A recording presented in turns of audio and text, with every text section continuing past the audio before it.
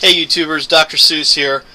This is the last of my pistol videos. I had to redo this one because it was over 10 minutes and I don't have my editing software yet, so YouTube wouldn't accept it over 10 minutes, so I have to redo it. But this one we're going to cover is the Nagant 7.62 by 39 7-shot revolver.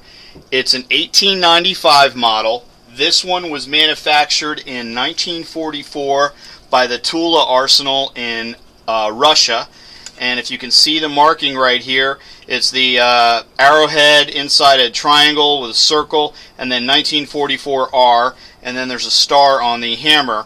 That lets me know I was able to trace that back to the arsenal, which arsenal made it, and obviously 1944R is what year it was made in. Purchased this one. I think I paid about $125 for it. Came with a holster, a cleaning rod, a lanyard, which clips on the ring on the bottom. The main purpose of the lanyard was to keep the pistol out of the mud or off the ground. You would clip this to your belt or to a cross strap, and then when you were using the firearm, it would, if you dropped it for some reason in combat or something, it wouldn't hit the ground. Let's talk about the rounds first off. This shoots a 7.62 Nagant round. These are flat point jacketed boxers.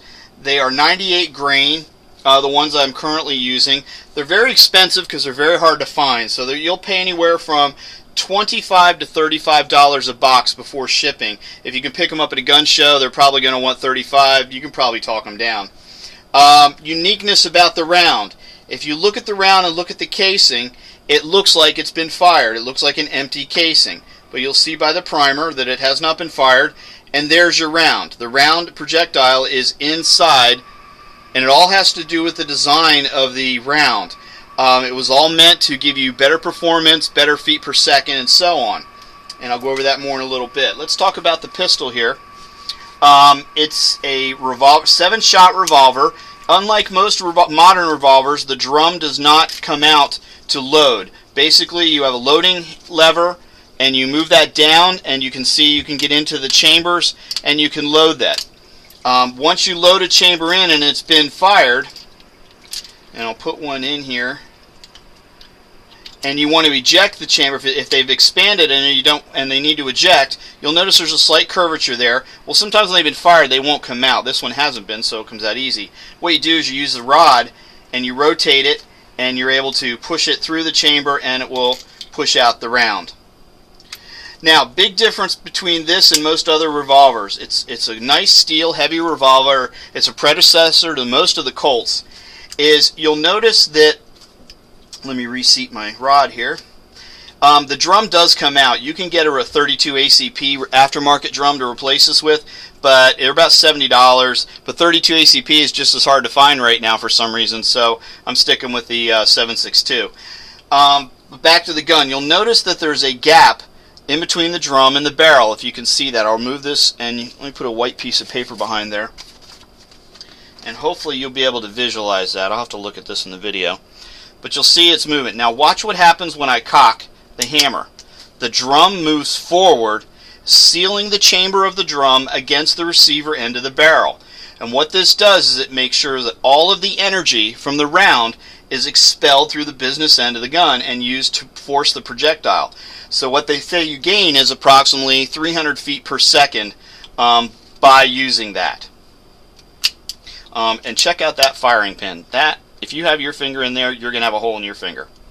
Again, this is a 7-shot revolver. There's only about 5 or 6 moving parts on this, not including the lanyard ring. There's a master spring down inside the hammer, the frame. The handle of the frame. It's a heavy gun, probably about 1.5 pounds. Very accurate, very nice to shoot. Not a lot of recoil. But again, this has, if I'm not mistaken, 10 to 12 foot-pounds of pressure required to pull the trigger back when it's uncocked. So like most revolvers, I highly recommend that you cock the gun first. Once your muzzle is downrange, take aim, and then pull the trigger and fire, because you won't get the wobbliness. Because this takes, you can see, look at the end of my finger. See the color change? You can see how much pressure I'm having to put on this to get that to action. And that's not even firing. If I want to take it all the way back, it takes a lot. So but it's a really nice firearm. It's kind of neat to have in my collection. I like shooting it. I don't shoot it that much because it is really expensive for the ammunition, but it's a really good pistol, or I'm sorry, good revolver. So, and like I said, it came with a cleaning rod, and the case is nice because you can put some cartridges inside this little pouch. But in storage, I do keep this in one of my world-famous Craftsman cloth holsters to keep it nice so it doesn't get scratched at all. Again, I paid about $125 for these. Depending on the serial numbers and the era and the year made, you can spend a little bit more or a little bit less. And if you sometimes you can pick up just the revolver without any accessories for it for approximately $100.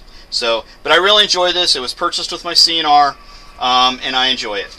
Well, that's it for my revolvers and my pistols in my collection. I'm probably going to do a different visual setup, and I'll go through some of the long guns that I have. So that's about it. Hope you enjoyed this. Please give me feedback. Thanks to Ed for catching my mistake on the 38 Special. That is not a single action, it is a double action, and I apologize for that, and thanks Ed for catching that, one of my old Navy buddies. So I'll talk to you later, YouTubers. God bless the United States. God bless our troops overseas. May they all come home safe, and God bless the Republic and the Second Amendment. Alright, take care guys and gals. Bye.